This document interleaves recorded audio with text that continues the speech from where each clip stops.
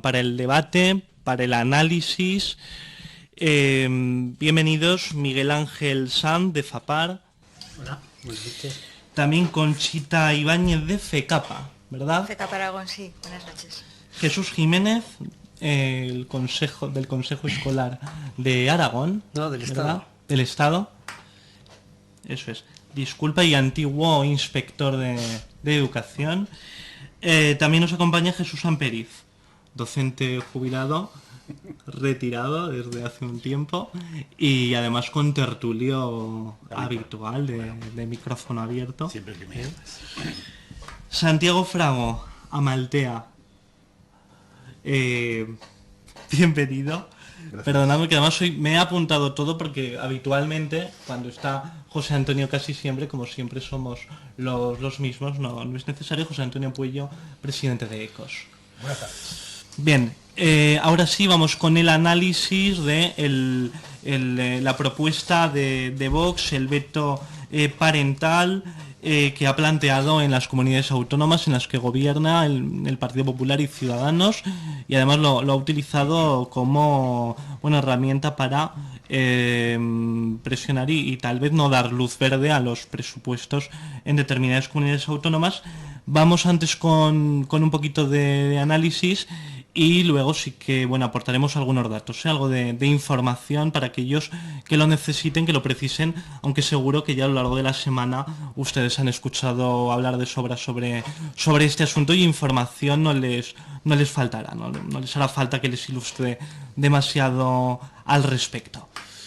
Comenzamos, empezamos con Jesús Jiménez por su experiencia. Bueno, buenas noches. Bien, gracias. Vamos a ver, lo que se ha llamado PIN parental, o veto, lo que ustedes quieran llamarle, en realidad no se implementa en ningún sitio, excepto en una instrucción del secretario general del Departamento de Educación de Murcia, de comienzo de curso, tanto para los centros de infantil y primaria como para los centros de secundaria. Y eso fueron unas simples instrucciones, solamente eso. Unas instrucciones donde hablaba que los padres podrían negarse a participar en actividades complementarias, no extraescolares, que después hablaremos, sino complementarias y por tanto curriculares. Eso contradice tanto la normativa estatal, por ejemplo la LOMCE, cuando habla de la programación general de la enseñanza, artículos 5 y 6 creo que son, tanto el Estado como las comunidades autónomas, que ponen asignaturas troncales y específicas y de libre configuración, como en la propia LOE, la LOMCE no es más que una parte, está una ley incrustada en la LOE, creo que son los artículos 128, 129, 132, que habla de competencias del centro, la programación general la establece el centro, la programación después la aprueba el claustro de profesores. Incluso el propio director puede intervenir ahora con la LOMCE en la aprobación, y contradice incluso dos decretos, uno para infantil y primaria y otro para secundaria, que aprobó y publicó el propio gobierno de la región de Murcia. De ahí, eso es lo único que ha salido realmente, aparte de todo el follón que se ha montado después político, lo que realmente está en marcha es eso. Y eso es lo que el Ministerio de Educación, el Estado español, el Gobierno de España, lo que ha hecho ha sido recurrir eso. Primero, ha advertido a Murcia: usted está contraviniendo una normativa que es la que es, se puede cambiar lógicamente, pero es la que es, y si no puede tener consecuencias. Y eso es lo que ha pasado. Y después de ahí, todo lo que queramos comentar aquí, de ideas políticas, de no sé qué, de no sé cuánta manipulación por un sitio y por otro y tal, ¿no? Creo con todo que ese es el problema. Y acabo ya. Además, el propio consejero de Murcia o el propio presidente ha dicho hoy que no habían tenido ni un solo problema, ni una sola reclamación. Y en Madrid, que nos ha puesto, solamente tiene una reclamación de unos padres en un solo caso, según dijo la propia presidenta de la comunidad autónoma. Eso es todo. Y no es nada más. Lo que se haga después ya es otro cantar, ¿eh? Jesús Amperiz. Pues yo creo que... Buenas noches primero. Yo creo que estamos ante un episodio más de eso que algunos sociólogos llaman... Acércate por favor el micrófono. Hay algunos sociólogos que definen el pensamiento ticket. Es decir, aquello que cabe en un papel del tamaño del ticket de un comercio, ¿no? Y hay ejemplos famosos, ¿no? Como ejemplo, España me roba, se rompe España, me duele España. Tienen que ser frases muy cortitas y no tengan, por supuesto, complementos indirectos, no, frases secundarias tampoco, o sea, nada que sea.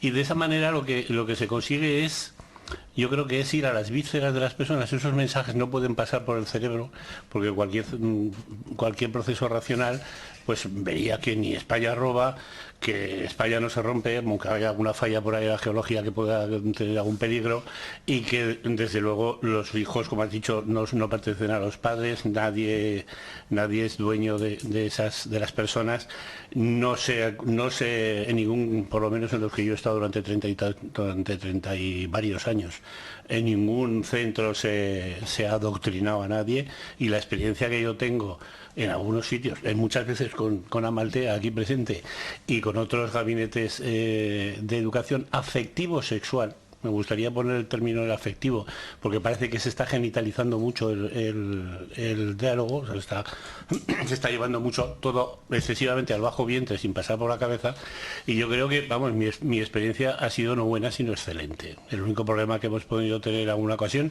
es cuando no se ha podido impartir a todos los cursos que los padres querían. O sea, la demanda ha sido excelente, el tratamiento excelente, y yo no he conocido absolutamente ningún caso de desaprobación de estos programas. Y insisto en lo de afectivo sexual, porque se está haciendo como una especie de, pues eso, de genitalización de las cosas, yo creo que de llevar las cosas al esperpento, cuando el trabajo que se hace en los centros tiene mucho que ver con el colocar al ser humano en un conocimiento de sí mismo con arreglo a su entorno y buscar el equilibrio que la educación debe aportar a ese señor, a ese ser humano, con arreglo a sí mismo, para empezar de como aceptación de lo que soy, en el caso de un niño lo que todavía no es, pero se está construyendo, y acompañarle en ese proceso. Entonces, para mí todo este discurso pertenece a un pensamiento realizado desde las entrañas, que desgraciadamente beneficia a quien con 6 o 7 tickets es capaz de ir a votar. Yo creo que la vida es mucho más compleja, los procesos sociales son mucho más complejos que lo que puede caber en un ticket de cualquier comercio.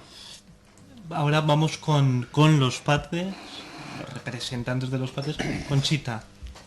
Sí, bueno, nosotros cuando estamos en una continua vorágine sobre este tema desde que saltó la noticia, entonces, bueno, sí que consideramos que la familia pues forma parte de la comunidad educativa, que está ahí pues representando a todos los padres, que afortunadamente hay un control, tenemos los consejos escolares de centro, por ahí pasa todo lo que se programa a nivel de centro, actividades, tenemos nuestra voz, tenemos nuestro voto en estos consejos, y por supuesto pues defendemos obviamente una educación integral en el que todos estos programas pues benefician a nuestros hijos. Sí, Papá, Miguel Ángel. Desde la escuela pública también, bueno, compartimos lo que nos comentaban al principio. La verdad que esto ya es un tema que ya en septiembre ya se empezó a hablar, porque fue cuando se dictaron estas instrucciones. La verdad que hasta ahora no había saltado a la palestra o a los medios de comunicación y a las redes sociales, que están teniendo mucho que ver en que esto se esté extendiendo tanto. Y bueno, pues nos ha cogido un poco, como nosotros teníamos también contacto con la gente de Murcia y sí que sabíamos que se había puesto en marcha, pero no veíamos que tuviera la repercusión un poco que se le está intentando dar. Nosotros como la compañera de FKP también entendemos que nosotros somos parte de la escuela. ¿No? Concebimos la escuela como no son compartimentos estancos, la escuela y las familias, somos todo un uno. Ni unos educan ni otros enseñan, lo hacemos los dos, porque en la sociedad actual del siglo XXI, tanto las familias tienen los conocimientos y si no los medios para poder educar en las materias científicas, digamos así, como los centros tienen la posibilidad y las herramientas para poder enseñar, educar en otro tipo de enseñanzas o de digamos, moral, éticas, que tiene que ser un trabajo conjunto el que desarrollemos para desarrollar la educación integral del alumnado, para que sean ciudadanos libres y que para que ellos y ellas mismos pues establezcan cuál va a ser su criterio y su personalidad a lo largo de su vida. Y en ese momento la escuela juega un papel importante. Por eso el PIN parental lo hemos visto como una vulneración al derecho que tiene todo el alumnado a una educación integral y sobre todo pues a que puedan conocer la pluralidad que existe en esta sociedad actualmente, pluralidad democrática, y que esta herramienta pues puede generar disfunciones en ellos en cuanto a no conocer o que en sus casas tengan otra visión distinta de la que tiene la sociedad. José Antonio. Bueno, yo la verdad es que desconozco la legislación en profundidad como aquí algún otro contertulio. A ver, yo lo veo más desde el prisma político. Yo creo que aquí hay una polémica, un poco estéril también para disimular ciertas noticias que a lo mejor tendrían que estar más en el candelero.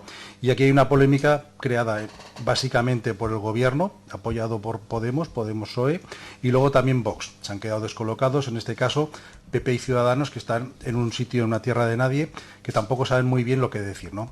A mí en principio no me parece mal que el ciudadano pueda elegir entre una alternativa u otra, siempre y cuando se pueda elegir. Yo no sé tampoco si se le podría dar la posibilidad a los padres para que eligiesen entre una formación complementaria u otra formación complementaria, y cuál es esa paleta o ese abanico de posibilidades que pueda haber por parte de los padres. Pero me parece también que es una forma también, hay que verlo en positivo, de involucrar a los padres con la educación. Muchas veces parece que la escuela lo tiene que resolver todo en esta vida. Los padres también tienen mucho que decir sobre la educación de sus hijos, y una forma de comprometerse también es que elijan dentro de las posibilidades, si es que existen, entre un tipo de formación complementaria u otra.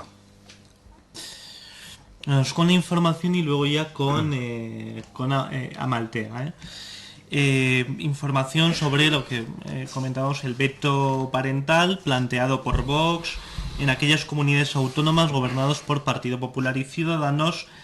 Gracias a su respaldo parlamentario, ellos quieren implementar el derecho de las familias a vetar contenidos de los hijos que atenten contra sus convicciones morales. A través del denominado PIN pretenden que los menores solo reciban enseñanza sobre identidad de género, feminismo, diversidad LGTBI, previa autorización paterna, pues los consideran intrusivos para la conciencia de los menores. Establecida la norma en Murcia desde septiembre, condición de los de Santiago Abascal para facilitar la investidura de López Miras, exigen que adquiera rango de decreto ante la advertencia de bloquear los presupuestos de la comunidad autónoma.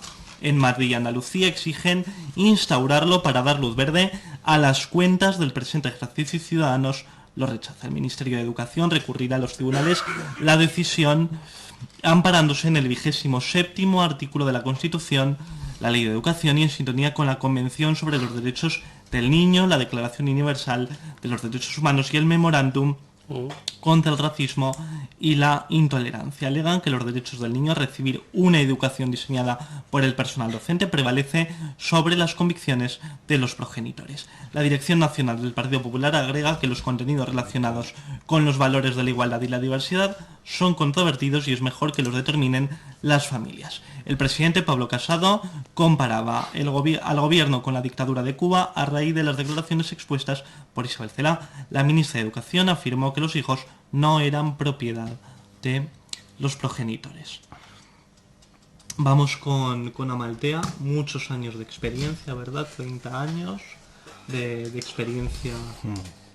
Yo creo que en Aragón somos los que más experiencia tenemos en el ámbito de la educación afectivo-sexual, ¿vale? Más de 35 años, por el cual están pasando en la actualidad más de 250 centros de enseñanza de Aragón, de Cataluña, de Navarra, La Rioja, es decir, que exportamos nuestros programas al resto del Estado, ¿no? A mi modo de ver, este es un debate estéril, atemporal, y desde luego desde el punto de vista de lo que es el ámbito de la sexología, pues absolutamente alejado, digamos, de lo que se oye en las redes sociales, ¿eh? De hecho, está claro que aunque cualquier intervención que quiera más ser profesional en el ámbito de la educación sexual, contempla siempre un triple nivel de intervención, que son las familias, que es el pilar básico de nuestros programas, por supuesto el alumnado y por supuesto el profesorado, que tiene que estar al corriente de lo que vamos haciendo durante el curso. Es decir, que desde ese punto de vista no ha habido nunca ningún tipo de reticencia y vamos a todo todo tipo de centros públicos, privados, religiosos, laicos, y en 35 años te puedo decir que no ha habido, digamos, ningún tipo de resistencia. Puedo contar quizá en Cataluña. Es cierto, hay un instituto en Cataluña, en Lérida en concreto, que hay un grupo de alumnos de una orden concreta, San Juan de Ávila, no pasa nada decirlo, que históricamente nunca acuden a estas charlas afectivos sexuales, pero ni los padres tampoco, con lo cual es una situación, digamos, que se ha asumido, pero yo creo que es una excepción en todo el recorrido que hemos hecho en Aragón, por supuesto, donde vamos no solo a Zaragoza, sino a sitios muy pequeños y recorremos toda la geografía aragonesa, ¿no? Entonces, desde ese punto de vista, nunca ha habido ninguna dificultad, porque para nosotros los padres son el elemento imprescindible de trabajo, y de hecho, bueno, con la FAPAR hacemos un trabajo con las familias, porque tienen que saber qué se va a hacer, cómo se va a hacer y quién lo va a hacer, pero eso es el ABC de la formación en sexología y de la formación de los programas de educación sexual en los centros. Bien, usted, médico veterano, conocedor de la sexología, ¿qué evolución hemos vivido en los últimos 35, Bien. 40 años? Yo soy de Barbastro y yo recuerdo que cuando empecé en el 85, pues no había mucha gente dedicada a la sexología y a la educación sexual, y en aquella época se hablaba de la conveniencia o no de hacer educación sexual. Eran las primeras preguntas, ¿no? 5 años después cambió el interrogante y era qué tipo de educación sexual, con qué objetivos, con qué metodologías, con qué contenidos, ¿no? Luego ha ido derivando a que parece ser que hace unos 5 años había una absoluta unanimidad en considerar los programas de educación sexual.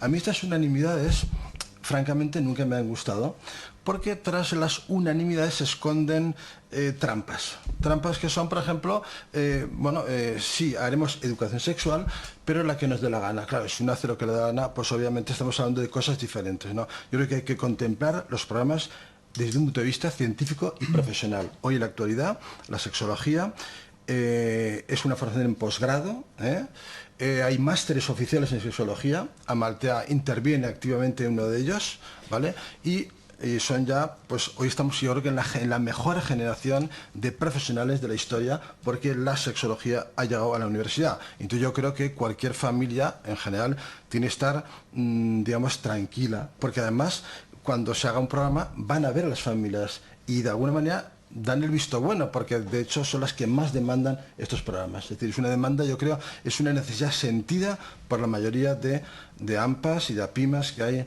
en el contexto de la geografía aragonesa. ¿Y creéis, esto lanzo la pregunta a todos y en especial a los representantes de padres, ¿creéis que los jóvenes en este momento, los adolescentes, ya no solo los niños, los adolescentes fundamentalmente, tienen suficiente conocimiento de cuestiones sexuales? Porque a veces se tiende a creer eso por la vorágine de internet, las redes sociales, la televisión, etcétera. Yo creo que han cambiado las cosas, vamos mejor, es indudable, pero sí que es cierto que nos enfrentamos a nuevos retos, ¿no? ¿Cuál es el nuevo reto? Hoy las familias están preocupadas por la invasión de la pornografía, porque hoy, antes era el llevar pornografía a un centro escolar era algo meritorio, cogías una revista, la traías, pero hoy la pornografía te encuentra, con lo cual se encuentran los alumnos con que les llega, no van a buscarla, les llega, ¿no? Directamente. Esto es un reto, yo creo que como es un tema inevitable e incómodo, hemos de hacerle frente. ¿Cómo? Pues implicándonos mucho más a nivel educativo, a nivel familiar, es un reto que vamos a tener. Y las nuevas tecnologías, ni os cuento, porque es un tema específico que abordamos con las familias, la nueva sexualidad con las nuevas tecnologías, que es una de las charlas, digamos, estrellas de las que hacemos con las familias, con los padres y las madres de los alumnos. Yo creo que hemos mejorado mucho, queda mucho por hacer, pero yo creo que indudablemente hoy la gente joven son muy majos, hablan de sexualidad entre ellos sin problemas, yo creo que eso es un lujo. Creo que hay unos niveles de buen trato en las aulas fantástico. Ya sé que los titulares de prensa se habla de cosas feas, pero nosotros que vamos a muchas aulas, la gente joven se quiere y predomina el buen trato sobre el maltrato en las aulas. Aunque también sí, yo estoy de acuerdo con Santiago, sí que se ve esa distorsión a lo mejor que puede producir de la realidad lo que es el consumo de pornografía. Afortunadamente tenemos estos programas que hacen ver la verdadera realidad, ¿no? Lo que comentaba también Jesús de remarcar lo afectivo, ¿no? Que yo creo que trabajar eso es muy importante. lo que es la pornografía, claro, ha supuesto esa distorsión de la realidad, que es lo que tenemos que empezar a reconducir en algunos adolescentes. Y estos programas, pues bueno, benefician en ese sentido. Por supuesto, de la mano con las familias. Está claro que esta formación afectivo-sexual también tendría que ir dirigida, y sé que va dirigida en algunos, bueno, supongo que Amaltea también, pues hace esa formación también a los padres, ¿no? Porque luego en casa tiene que haber también esa comunicación, ¿no? Padre-hijo y un poquito todo, trabajar ese pensamiento crítico, que es muy importante. Te llegan informaciones por todas las partes, pues bueno, el estar ahí, la familia de apoyo, ¿no? Y ante tanta realidad, tanta pluralidad que hay, pues la familia, pues bueno, pues venga, vamos a trabajar ese aspecto que es importante, forja tu propia opinión, pero claro, con esa formación previa. Sí, es indudable que la proliferación de Internet y de las redes sociales, sí, es perfecto. Sí. Pues es indudable que eso, que la proliferación de Internet, las redes sociales, pues está haciendo que a nuestras hijas e hijos les esté llegando más información, no solamente de esto, sino de muchas otras cosas, que a los padres nos preocupa el cómo están teniendo acceso a esa información y a la información que les está llegando. Por eso está proliferando tanto el interés por estos programas, que tanto Amaltea o otro tipo de aspectos se desarrollan en el centro a través de actividades complementarias, y es importante que trabajemos todos en conjunto. Como decía antes, no somos compartimentos estancos, tenemos que estar trabajando todos a la vez, tanto los centros educativos, el profesorado, como las familias. Tenemos que vigilar un poco lo que está llegando, tener información de cómo funcionan las redes sociales, de qué están viendo nuestros hijos, y a través de eso, de las familias que no tienen conocimientos, pues con estos programas les benefician mucho para poder afrontar esos temas en casa, y además también al profesorado para poder afrontar cualquier situación que se pueda dar dentro de los centros, de las clases, pues porque están hablando, comentan, ven, pueden intercambiar vídeos, pues que hagamos todos una labor, aparte de con Amaltea, con otros programas que hay, como el patronato, con sus cursos y charlas sobre el tema de protección por el tema de Internet, de las redes sociales. Es fundamental todo ese tipo de información. Y desde las instituciones, ¿de qué manera se puede, no sé si incrementar, mejorar de alguna manera esa educación sexual, en tanto en cuanto a los jóvenes? Todavía les hace mucha falta, y tenemos datos sobre ETS, etcétera, que luego le preguntaremos antes de acabar al representante de Amaltea. Yo no quisiera llevar el tema del PIN este famoso al tema sexual. Me parece que es un ámbito muchísimo mayor. Es decir, el veto que se trasluce lo que dijo, lo que tiene aprobado las instrucciones de Murcia, y se queda, puede ser a todo, no a lo sexual. Sí, no, además puede ser a todo. A mí no me gusta que mi hijo vaya a ver la maja desnuda, la vestida sí. No me gusta que haga una recensión sobre la Celestina, porque no me gusta ese libro, o no me gusta esto, otro no. Aquí estamos hablando del currículo. Y el currículo no pueden los padres ni podemos, es un tema que está perfectamente tipificado, que está en toda la legislación. Y en ese currículo también hay una parte, en algunas asignaturas, algunas troncales inclusive, que tiene una parte que habla sobre el cuerpo humano, sobre la sexualidad y no sé qué. Y hay otra que sí que es optativa, que es educación ética y en valores, que ahora se va a poner obligatoria, como se puso en su día educación para la ciudadanía. Que por cierto, era una objeción de conciencia, como las pocas objeciones que se pusieron por parte de algunas familias, que el Tribunal Constitucional la rechazó, recurrieron, y hay como 10 o 12 del Supremo en las que dice que es objeción de conciencia y que no tiene nada que decir aquí. Y continuó. Otra cosa es que se dé bien mal o mejor en unos sitios y en otros, pero lo que es el currículo, actividades complementarias, que son evaluables, que se pone nota. Yo no quiero que mi chico vaya a esto, porque lo van a suspender o qué. O sea, que es que tiene nota. Eso es un tema. Y otro tema es el tema de la sexualidad, que es una parte más, a mí me parece importantísima, y a tratar aquí, donde creo, lo habéis dicho muy claramente, en la participación de las familias. Nos gustaría a todos que participasen mucho más las familias y todas las familias. Y dentro de las familias, las madres y los padres. Y que no solamente fueran a la escuela cuando su hijo tiene problemas, sino que fueran de una forma habitual. Porque ya es muy conocido aquel famoso aforismo africano de educar a la tribu entera, ¿no? Es decir, hablamos mucho de escuela inclusiva. Se nos hincha la... venga ahí con escuela inclusiva. ¿Qué es la escuela inclusiva? Todos aprendemos de todos. Los profesores también. Os voy a decir una cosa, ahí en el Consejo Escolar teníamos la permanente, teníamos permanente, yo estoy en la permanente y la permanente de la permanente. Y el otro día, en el martes pasado, ni ayer, se tocó para nada este tema. Ayer estuvimos informando la nueva orden de la EBAU, la que sustituye a la selectividad, que había informado ya el Consejo de Universidades y la conferencia de política universitaria de los consejeros. Y faltaba el Consejo Escolar. El próximo día tocaremos el tema de la evaluación al final de la ESO. Lo que sustituye a las famosas reválidas y estas historias. Y después tenemos un montón de ciclos formativos, sobre todo, y cursos de especialización del FP superior, que son importantísimos, y la conexión con la universidad. Estamos tocando esos temas.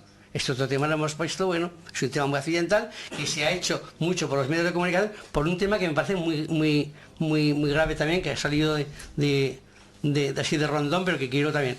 Nos enteramos, mucha gente, solamente en titulares. Lo has planteado antes tú, Jesús. Se vive todo en un ticket, efectivamente, por titulares. Entonces unos 10 o 12 periódicos y ven los titulares, pero no se profundiza. Vamos a ver si cuando hablamos de la escuela profundizamos en temas que son realmente serios en la escuela y que conviene que padres, profesores y administraciones, la autonómica y la estatal y la local en algunas cosas, vayan de la mano. Eso creo que me parece que es importante. Participación de los padres, muchísima. Cuanto más, mejor. Pero marcando lógicamente cuáles son los campos de cada uno. Y desde luego, no politizando la escuela. Con los niños y con el currículo no se juega. No metamos aquí que si vos, que si el PP, que si el PSOE, que no es esto. Cuando hay un gobierno, pon una normativa y esa normativa todos la tenemos que cumplir. Y cuando haya otro gobierno, pondrá otra. Y habrá que cumplirla. Por cierto, la normativa que he citado es de la 11. Sí. De la LIBER. Queda claro, ¿verdad? Bien. Perdón. Nos queda poquito tiempo, Sí, bueno, pero vamos a... que me gusta que introduzcamos el tema de la participación, porque precisamente este año vamos a poder desarrollar con una ley de participación aquí en Aragón, en el cual vamos a estar trabajando conjuntamente en el Consejo Escolar de Aragón, las familias, el profesorado y todos los ámbitos que competen la participación. Desde luego que es indiscutible que la participación se puede mejorar toda, no solo la de las familias. Ahí vamos a analizar qué pasa con la participación, por qué tenemos tantos obstáculos para participar las familias, porque igual no es que no queramos, igual es que no podemos.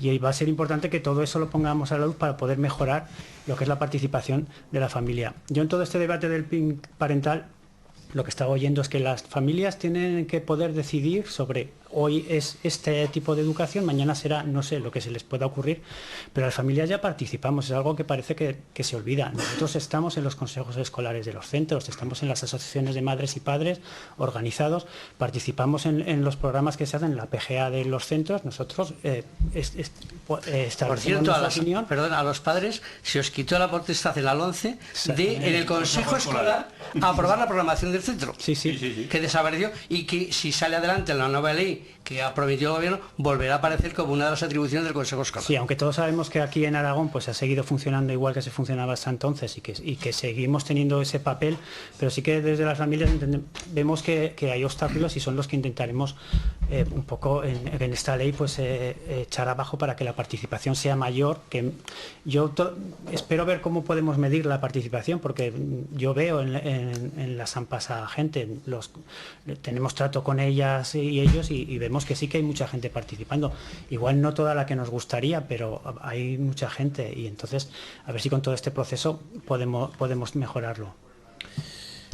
Muy brevemente, en lo que hablabais de cómo ha evolucionado la educación afectivo-sexual, yo creo que tiene que seguir evolucionando, porque la sociedad que tenemos ahora tiene poco que ver con la que teníamos hace 30 años. Ahora hay una hiperventilación, la sociedad en su conjunto. Estamos sometidos a una, yo lo digo de broma, hiperventilación. Estamos hiperestimulados los adultos, los niños, los profesores, las escuelas y los mediopensionistas, todo el mundo. Entonces, claro, generar que la gente pueda crecer en estado de salud, en un estado en donde los estímulos, las imágenes son muy, muy poderosas, genera también un esfuerzo especial para que desde las familias, en primer lugar, que es donde se despierta el niño por la mañana, en la escuela y con el apoyo de agentes externos, como es en este caso la educación afectivo-sexual, nos salga un ser humano lo más equilibrado posible. Yo creo que es más grave el nivel el modelo de triunfo que de alguna manera la sociedad nos está imponiendo, el modelo de ser humano que de alguna manera se vende como ejemplo, yo creo que es el que a lo mejor habría que someter a debate, y en eso también entran los roles sexuales, porque el sexo tiene mucho que ver con muchas cosas, ¿no? José Antonio. Sí.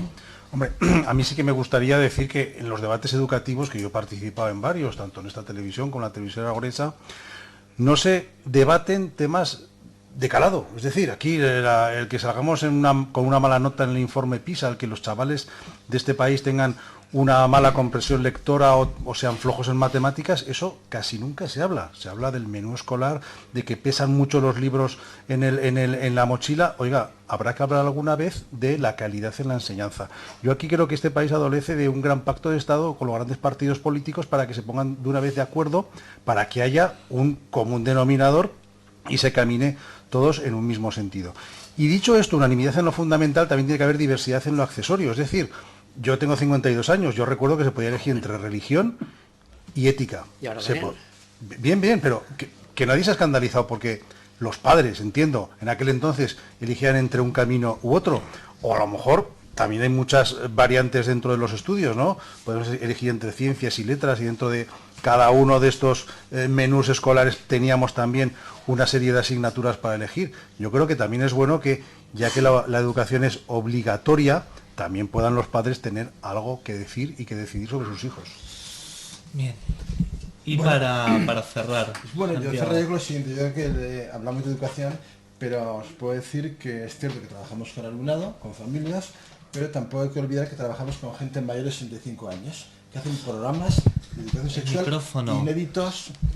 Hacemos un programa específico que es único en este país para mayores de 65 años, que contempla charlas, coloquio con los mayores y una asesoría sexológica para mayores de 65 años en Zaragoza. Eso es una novedad, es un convenio que llevamos con el Ayuntamiento de Zaragoza, y yo creo que esto también hay que ponerlo en valor, porque se trabaja con mayores también. Tenemos en las aulas en la actualidad, cuando vamos a charlas de padres, nos encontramos con nuestros alumnos que vimos en 7º y 8º de GB.